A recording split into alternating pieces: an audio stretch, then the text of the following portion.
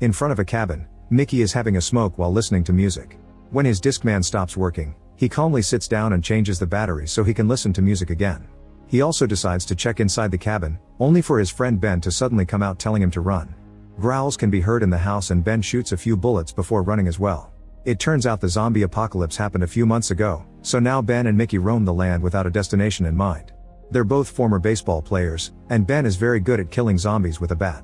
However, Mickey hasn't gotten used to fighting yet. They get supplies whenever they can find them and relax in any area that appears to be safe, just trying to make sense of life. One day, Mickey scratches some lottery cards and gets excited when he discovers he's won $1,000. However, Ben kills his happiness by pointing out that the lottery doesn't exist anymore, and asks to play catch instead. Mickey isn't very enthusiastic, but Ben convinces him by reminding him that they're supposed to love baseball. The journey continues and the duo finds another cabin in the woods. Ben goes inside first and checks that it's empty before they finally relax. Since there's nothing useful in the house, Ben decides to go fishing to catch something for dinner. Mickey continues to be apathetic and pulls out all the canned fish they have in their bags, so Ben tells him to start a fire. However, Mickey puts on his headphones and walks away. Later, Mickey finds the bodies of a few zombies that Ben just killed and freaks out because he remembers Ben saying that there wouldn't be zombies in the woods.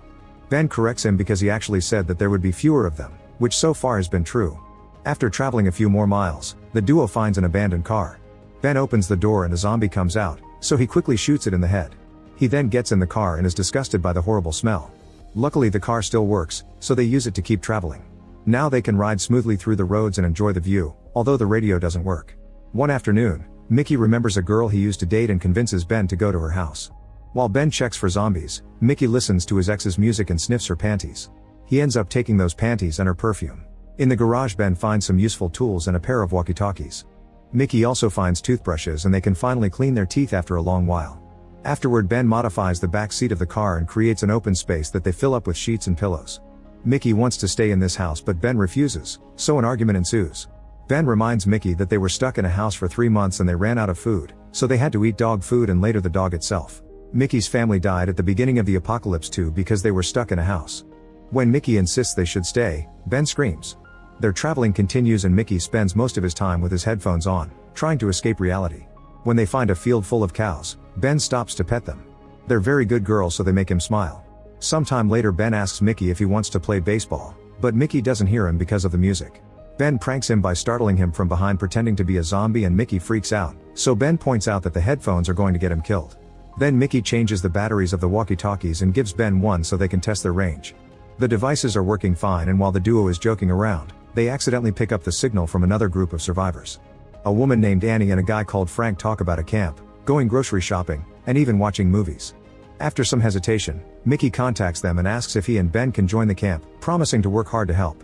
However, he's told that the camp has no vacancies, and that he shouldn't try to find them. Frank also asks him to stay out of their frequency and hangs up. Mickey keeps begging them for help to no avail. Ben doesn't look bothered by this and Mickey finally snaps. He goes on a rant about the situation, saying he's tired of sleeping in random places, having to hunt for a living, and dealing with Ben's bad smell. However, Ben just laughs and points out that the camp residents don't want them, so there's no point in caring. For the next few days, Mickey keeps trying to contact the camp on the radio but they won't answer. Ben overhears him mention Annie specifically and realizes that Mickey is so desperate for company that he's got a crush on a voice. He starts mocking him for it, saying he imagines a very attractive woman like in action movies but in reality she's probably just an old hag. Mickey insults Ben by saying he's the only person he knows who gains weight during the apocalypse, but Ben isn't offended and says that he's the only person Mickey knows, period. Later, the duo stops at a motel and Ben waits in the car while Mickey insists on checking the rooms in case of survivors. Just like Ben predicted, one of the rooms is full of zombies, so he has to go out to fight them while Mickey hides as usual.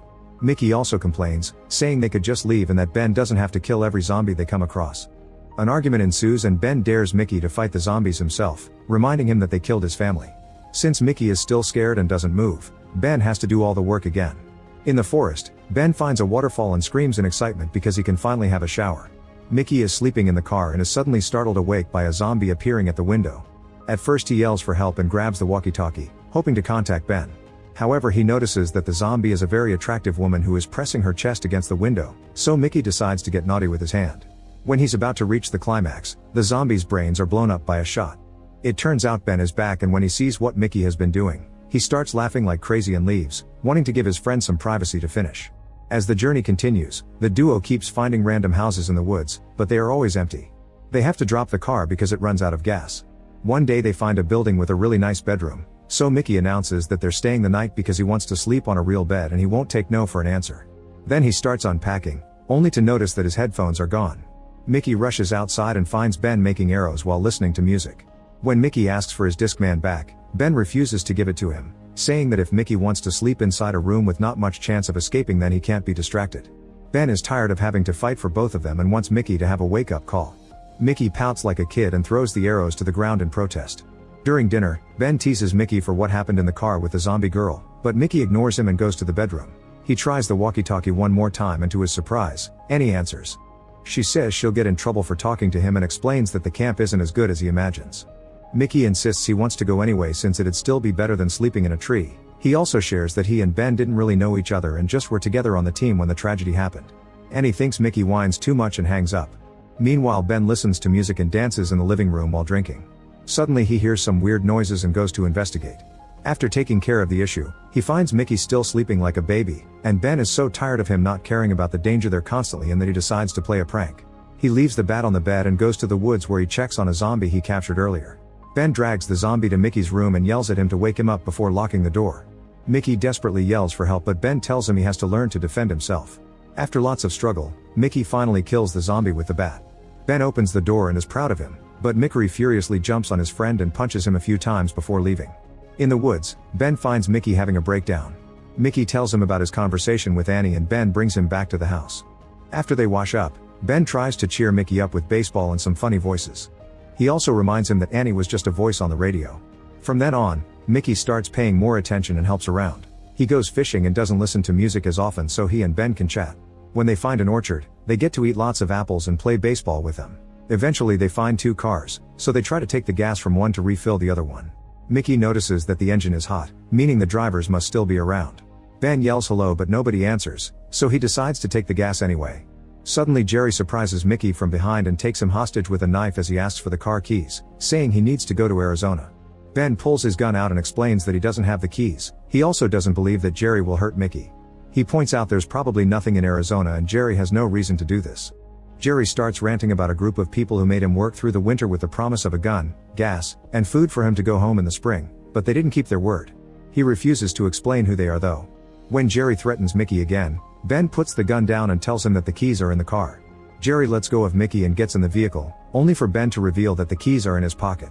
A furious Jerry insults him and tries to run away, but Ben follows him and shoots him down. Mickey calls Ben out for killing a normal human and Ben claims self-defense, so an argument ensues. At that moment another car arrives and Ben pulls out his gun again. A female voice explains she only came for her other car and everyone agrees to behave. The woman and her bodyguards start filling the abandoned car's tank while asking questions about Jerry. Ben tells them what happened and the woman says they did the right thing because Jerry was a thief. When the strangers are about to leave, Mickey finally recognizes the voice and realizes that this is Annie. She responds by shooting Ben in the leg and scolding Mickey for not letting the matter go. She takes Ben's keys and throws them in the middle of the field so they can't follow them, and she says that if she sees them again, she'll kill them both. After Annie and her bodyguard leave, Mickey looks for the keys to no avail. Ben can't help because of his wounded leg and tells him to rest for now since it's getting dark. In the middle of the night, the boys are awakened by a weird noise. They turn on the lights and discover a horde of zombies approaching their car. Mickey wants to run away and leaves the car, but Ben can't move because of his leg so Mickey is forced to go back. The next morning, the guys are still trapped in the car because the zombies are surrounding them. Mickey tries to cope by listening to music, but it isn't enough to cover the noise. Ben opens the sunroof and fires his gun, but he can't kill enough zombies to scare them and has to close the sunroof quickly before the creatures reach inside. Then Mickey insists they should hotwire the car, but Ben points out they've already tried and failed because it's not as easy as movies make it look. Another argument begins and Ben blames Mickey for the situation, since he triggered Annie into shooting him. Several days pass but the zombies never leave. Their growling noises are driving the duo crazy and they put up some sheets to cover the windows to at least avoid the ugly faces. When they run out of water, they start saving the liquid from their canned tuna. With no hope for the future, they decide to get drunk and play road games. Eventually the duo decides that since Mickey got them in this mess, he should go out and find the keys. Choosing to be brave for once, Mickey climbs out of the car through the sunroof and goes to the field to search for the keys. For the next few moments, Ben can do nothing but smoke and wait. Eventually he hears Mickey yelling his name so Ben quickly opens the sunroof for his friend. Unfortunately Mickey reveals that he's been bitten, and both men have a breakdown. Mickey admits he's scared and wonders what to do, but Ben just pulls out his gun and asks him to leave the car. When Mickey refuses to move because he wants a chance, Ben shoots to kill him and yells in grief. Afterward, Ben sends a message to Annie, blaming her for Mickey's death and promising to kill her if he ever finds her. He keeps surviving inside the car for several days and finds it ironic how he went from being stuck in a house for 3 months only to now being stuck in a vehicle. Eventually he gets tired of living like this and decides it's time to try to survive outside again.